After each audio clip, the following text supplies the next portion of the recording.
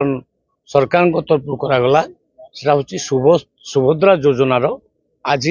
Launching करागला सारा 30 टा जिले में लंचिंग करागला इठी मध्य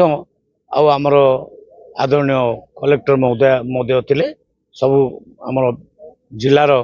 जिते आमर ये थिले माने ऑफिसर समस्त ये सामना रे आ माँ भौणी आगे चारोटी रथ आमर बढ़ला 4टा को रथ गाँ गाँ को जीव सुभद्रा स्कीम बाबद लोक बुझेब ये हूँ स्कीम हूँ आपणकर 21 वर्ष टू 60 वर्ष भितर जेते महिला अच्छा सामिल हेबे जो मानकर माने इनकम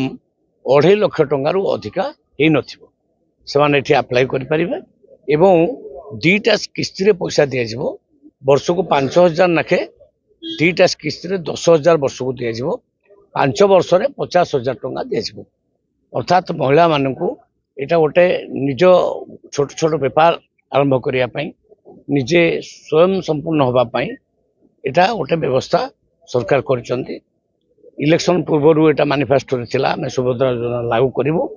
माननीय मुख्यमंत्री एटा को आज डेट रे लागू कले जे आज भी समस्त माँ भौणी को मन में बहुत उत्साह से समस्ते पाइबे मु खाली एति कहि देबा चाहूची जे एथिपाई किछि कोठी लांच दबा दरकार नहीं एथिपाई कोठी बेसी गहली करबा उचित नुहे दला चकटा बा उचित नुहे काहेकि ना या पाई कोनसी समय सीमा नहीं मासे 2 मास 3 मास कहनी जिते दिन लगे आपको समस्त को समाप्त समस्त को इनक्लूड करा एवं एथिरे 1.8 लाख प्राय महिला सामिल हेबे जहाँ हिसाब आमर होउची तेणु आमे समस्त महिला को एथिरे सामिल करिया चाहूचु जो माने इनकम 2.5 लाख टंका रु कम तेणु गाँ गहली रथ बुलिबो समस्त को सामिल करिवो फॉर्म समस्त को मध्य दे दे जाइछि जो जनसेवा केन्द्र मानक ये सफिशिएंट फॉर्म सब मिलूची गाँ गहली मिलूची तो समस्त को निवेदन समस्ते अप्लाई करंतु एथरे सामिल होंतु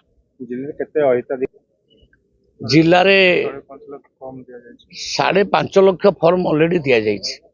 एवं जिलार लिमिट किछि नाही।